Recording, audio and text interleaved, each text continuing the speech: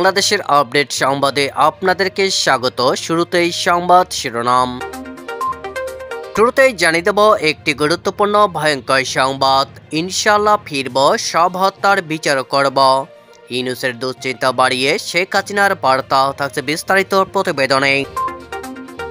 এদিকে লড়াই করে বাঁচতে হবে, বঙ্গবন্ধু শিখিয়ে গেছে, জানালেন পলক।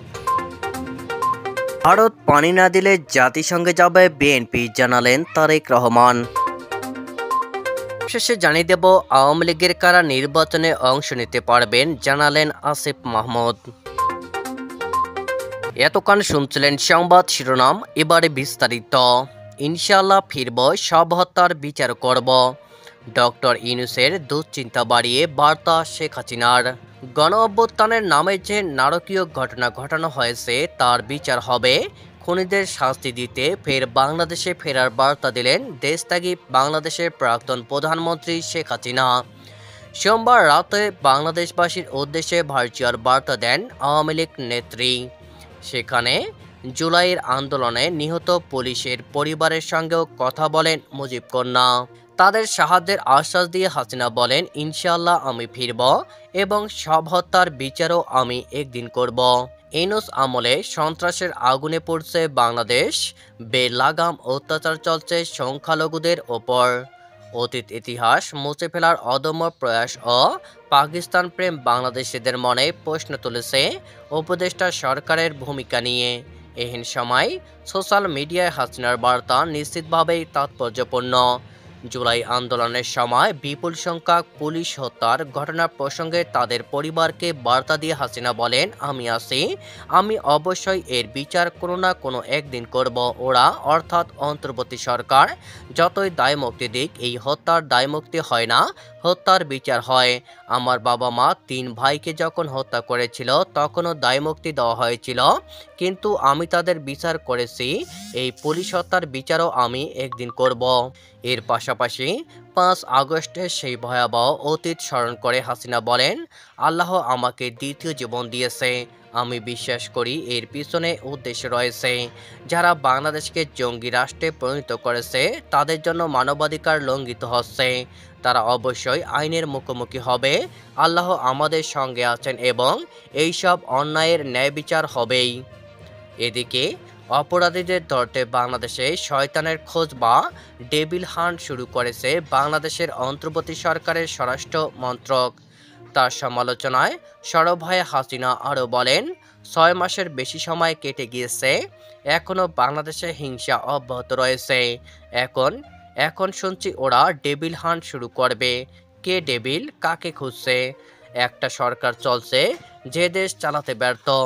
অর্থনৈতিক সংকটে আইন শৃঙ্খলা দিনে দিনে আরও খারাপের দিকে যাচ্ছে। সাধারণ মানুষের কোনো নিরাপত্তা নেই।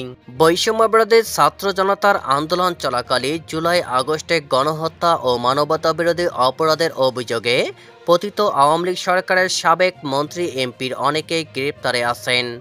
তাদের বিরুদ্ধে করা বিভিন্ন মামলায় নিয়মিত আদালতে নেওয়া হচ্ছে তাদের। মঙ্গলবার 18 ফেব্রুয়ারি 11 মন্ত্রীসহ 16 জনকে হাজির করা হয় আন্তর্জাতিক অপরাধ ট্রাইব্যুনালে। এদিন শুনানি শেষে প্রিজন ভ্যানে তোলার সময় এক গণমাধ্যম কর্মী সাবেক প্রতিমন্ত্রী জুনাইদ আহমেদ পলককে উদ্দেশ্য করে বলেন, পলক ভাই আজকে তো হরতাল। এর প্রতি জবাবে জুনাইদ আহমেদ পলক বলেন, লড়াই করে বাঁচতে হবে, বঙ্গবন্ধু শিখিয়ে গেছে, আমরা লড়াই চালাচ্ছি, আইনগত লড়াইও চালাবো, ন্যায়ের পথে লড়াই চলবে। আন্তর্জাতিক অপরাধ ট্রাইব্যুনালের চেয়ারম্যান বিচারপতি মোহাম্মদ গোলাম মর্তুজা মজুমদারের নেতৃত্বাধীন ট্রাইব্যুনালের তাদের বিষয়ে শুনানি হয়। বিএনপির ভারপ্রাপ্ত চেয়ারম্যান তারেক রহমান বলেছেন, ভারতের কাছে তিস্তার পানির ন্যায্য হিস্সা আদায় করতে পারেনি পতিত স্বৈরাচার শেখ হাসিনা, যে কারণে উত্তরাঞ্চলের তিস্তা এলাকা হতে যাচ্ছে মরুভূমি। তবে বিএনপি ক্ষমতায় গেলে তিস্তার পানির হিস্সা আদায়ে জাতিসংঘের কাছে যাবে এবং তিস্তা মহাপরিকল্পনা বাস্তবায়ন করবে। তিস্তার পানির ন্যায্য হিস্সা ও তিস্তা মহাপরিকল্পনা বাস্তবায়নের দাবিতে মঙ্গলবার 18 ফেব্রুয়ারি বিকেলে তিস্তা নদী রক্ষা আন্দোলনের 48 ঘন্টার লাগাতার অবস্থান কর্মসূচি ও জনতার সমাবেশ সমাপনী অনুষ্ঠানে লন্ডন থেকে ভার্চুয়ালি যুক্ত হয়ে তিনি একথা বলেন। প্রধান অতিথির বক্তব্যে শেখ হাসিনাকে ইঙ্গিত করে তারেক রহমান বলেন, যারা গণহত্যার সঙ্গে জড়িত তারা কোনো নির্বাচনে অংশ নিতে পারবে না বলে মন্তব্য করেছেন স্থানীয় সরকার, পল্লী উন্নয়ন ও সমবায় এবং যুব ও ক্রীড়া মন্ত্রণালয়ের উপদেষ্টা আসিফ মাহমুদ সজীব ভূঁইয়া। তিনি বলেন, আওয়ামী লীগের যারা অন্যায় ও অপরাধের সঙ্গে জড়িত না তারা ক্ষমা চেয়ে নির্বাচনে অংশ নিতে পারেন, কোনো বাধা নেই। তবে গণহত্যার মামলায় আসামিরা নির্বাচনে অংশ নিতে পারবে না। আজ মঙ্গলবার ওসমানী স্মৃতি মিলনায়তনে জেলা প্রশাসক সম্মেলনের শেষ দিনে বৈঠক শেষে তিনি এসব কথা বলেন। আসিফ মাহমুদ বলেন, ডিসি, বিভাগীয় কমিশনাররা স্থানীয় সরকারের বিভিন্ন পদে অতিরিক্ত দায়িত্ব পালন করছেন, এতে তারা সমস্যায় আছেন।